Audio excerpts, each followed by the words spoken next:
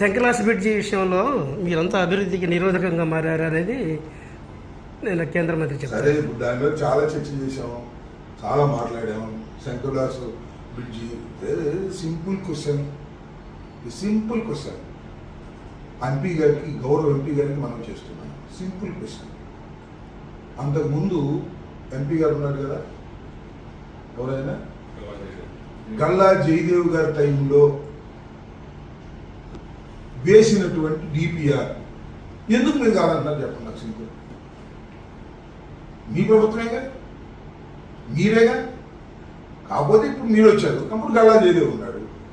Speaker గారు అప్పుడు army మినిస్టర్గా ఉన్నాడు. 2 అండర్ పాస్లు, పైన ఐకానిక్ బ్రిడ్జి, 167 కోట్లు అని ఎందుకు వేశారండి మీరు? మరి వాళ్ళు ఏంటి 98 కోట్లు పడిపోయింది అంటే అర్థం ఏంటి? రేట్లు తగ్గిపోయాయి, బాగా అవసరాలు తగ్గిపోయాయి. ఈ 10 సంవత్సరాల అవసరాలు తగ్గిపోయాయి.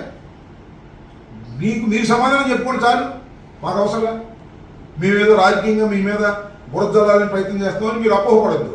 Not at all. గుంటూరులో మీరు తలపెట్టినటువంటి 98 కోట్లతో తలపెట్టినటువంటి ఆ ఫ్లైఓవర్ నష్టాన్ని చేకూరుస్తుంది. పేనం మీద నుంచి పొయ్యిలో పోయినట్టుగా అవుతుంది. ఆలోచన చేయండి, పునరాలోచించుకోండి, పంతానికి పోకండి. ఆ రోజున 167 కోట్ల రూపాయలతో ఎస్టిమేట్ చేసింది ఇవాళ 300 కోట్లు కావచ్చు. అయినా 300 కోట్లతో మీరు చెయ్యండి. కమిషన్ ఎంత తీసుకుంటారో తీసుకోండి, మాకు తెలియదు. అదండి టెండర్ పిలిచి మీ ఎవరు తీసుకోండి. మీరే మన ఎంపీ గారి కమిషన్ తీసుకునే మంచి కాదు, క్యాష్ పార్టీ అయినా. ఆ లోకేష్ గారు చెప్పినోడికి ఇవ్వండి 300 కోట్లతో. ఏంది ఇది నాకు అర్థం కాదు. అదేమంటే మేము రాజకీయంగా బురద చల్లుతా ఉన్నారు. చాలా అన్యాయం జరుగుతుంది గుంటూరు పట్టణానికి. ప్రాణం మీద నుంచి పొయ్యిలో పడే పరిస్థితి వస్తుంది. ఆలోచించుకోండి, మీకే చాలా పరిస్థితి చెప్పాం. మేము ఏమండి ఎవరి సలహాలు మేము చేసేస్తాం, ఎవరు అడ్డమైతే చేసేస్తాం అంటే చేసుకోండి, మీరే అనుభవిస్తారు కర్మ. నేను జనం తిట్టుకుంటాను మిమ్మల్ని.